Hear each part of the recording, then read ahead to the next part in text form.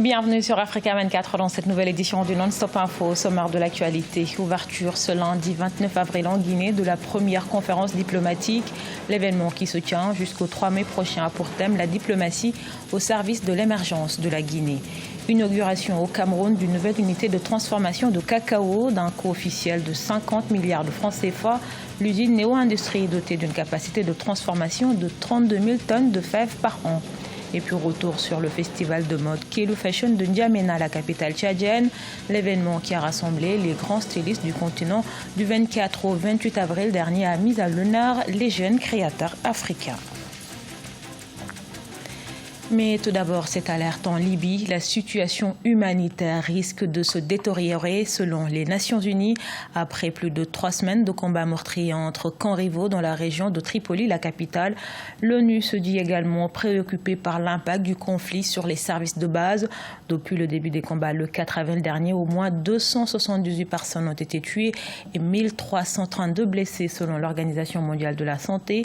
Si plus de 40 000 civils l'ont déjà fui, certains sont toujours bloqués dans les zones de combat difficiles d'accès pour les services de secours et les humanitaires.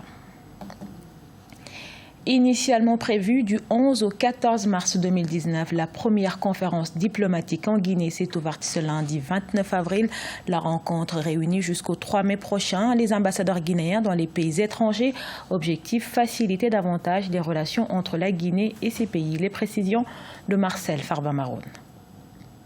La première conférence diplomatique en Guinée s'est ouverte ce lundi 29 avril 2019 à Conakry. Le thème choisi est la diplomatie au service de l'émergence de la Guinée. Objectif, une nouvelle dimension essentiellement économique de l'action diplomatique avec des objectifs de développement concourant à l'émergence de la Guinée. Cette mutation est d'autant plus urgente que le pays est résolument engagé dans la mise en œuvre du plan national de développement économique et social.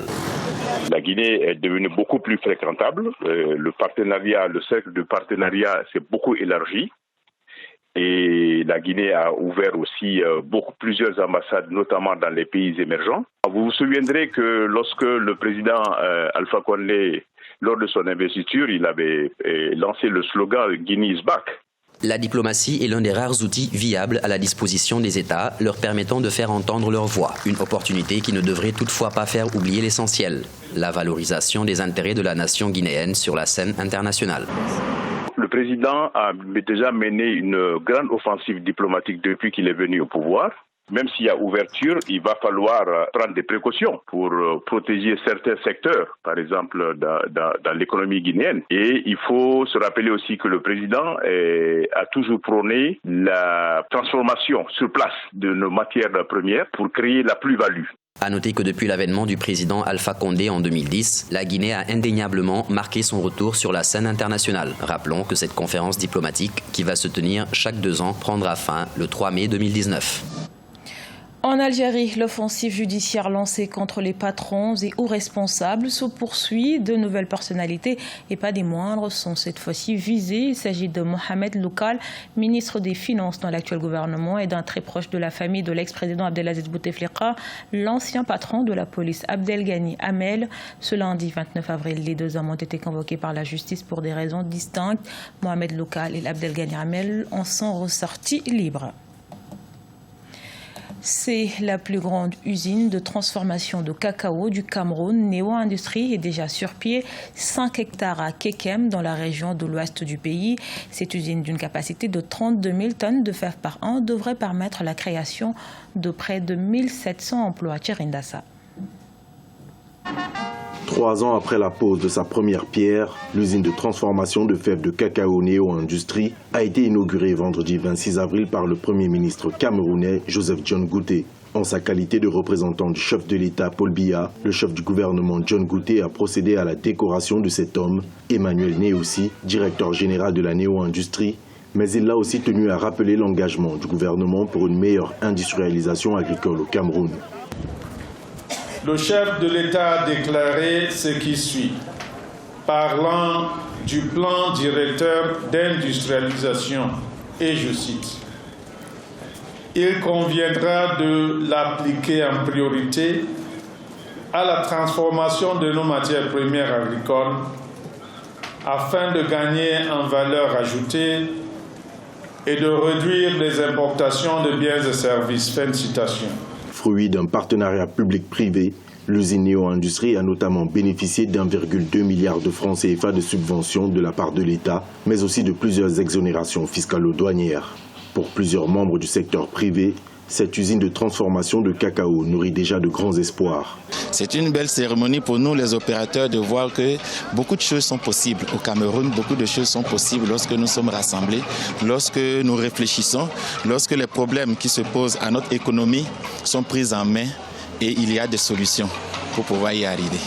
Pour rappel, l'entrée en service de cette usine portera le taux de transformation national de fèves de cacao de 13% en 2010 à un taux de 40% en 2020. Longtemps considérée comme le grenier de Brazzaville, la province du Poul en République du Congo peine aujourd'hui à relancer son agriculture, un secteur touché par le conflit qui a secoué le département entre 2016 et 2017. Afin d'y remédier, le programme des Nations Unies pour le développement a fourni du matériel agricole à plus de 1000 ménages. Reportage de notre correspondant Deva Panzo. Depuis le début de la crise du département du Poul, Fares, habitant du village Voula, à 13 km de Kinkala, a perdu tous les outils qui lui permettaient de cultiver la terre. Mais grâce à la remise du matériel agricole à 1400 ménages vulnérables dont il fait partie, il a retrouvé les moyens de relancer ses activités. En tant qu'agriculteur, c'est ce qui me manquait comme matériel. Je n'avais plus de houe, de bottes ni de machettes. Je suis content de les recevoir. Notre proximité de la capitale Brazzaville peut nous permettre d'écouler facilement des produits comme le manioc, la tomate, les aubergines, car le trafic sur la route est ouvert du jour comme de nuit.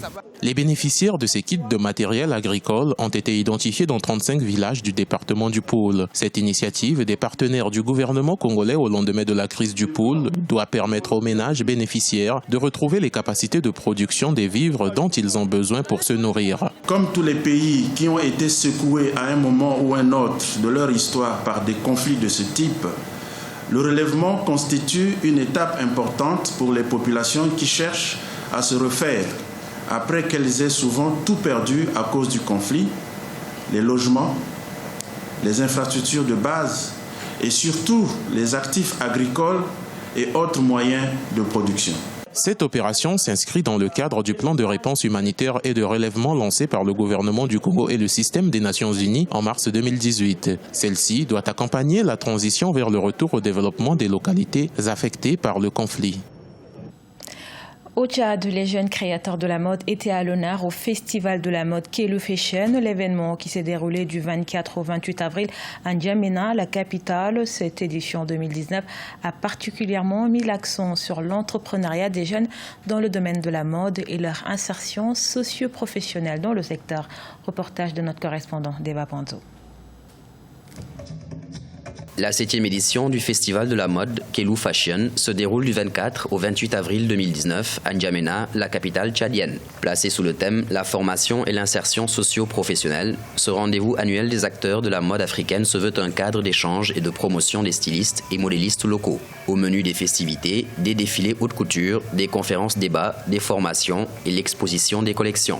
La 7e année, pour moi, c'est une année qui doit nous permettre de réfléchir sur nos problèmes personnels, c'est-à-dire les couturiers d'une manière générale. Et c'est des entrepreneurs. Parce qu'une fois connaître le métier, tout ce qui l'entoure, c'est des problèmes qui relèvent un peu de la compétence d'une entreprise. Donc, même quand on a un vêtement qui est fini, il faut arriver à faire le contrôle de qualité, faire le prix avant de le mettre sur le marché. Et nous, ici, on n'arrive pas à s'approcher de ces réalités. En marge du festival Kelou Fashion, plusieurs stylistes africains de renommée internationale comme Alfadi du Niger, MDF du Sénégal et Sikasso de la République démocratique du Congo échangent et forment les jeunes créateurs de la mode. Mais pour certains acteurs tchadiens, les tissus locaux ne sont pas assez valorisés auprès du public. De la part du gouvernement qui devrait faire un coup de pouce pour les stylistes. Pourquoi? Je dirais parce que on a besoin que peut-être le président tchadien s'habille en mode tchadienne. Il y a un tissu qui est fait par les femmes de Cotimap qui le font en ces moments. Elles ont ce tissu en plusieurs qualités qui pourraient être adaptés au climat tchadien. Mais qui le porte? Pour rappel, l'édition Kelou Fashion de cette année a mis l'accent sur l'entrepreneuriat des jeunes dans le domaine de la mode et leur insertion socio-professionnelle dans ce secteur, peu soutenue par les pouvoirs publics. Ce journal a été réalisé par l'ensemble de la rédaction. Merci pour votre fidélité. Retrouvez dans un instant une nouvelle édition de l'actualité sur Africa 24.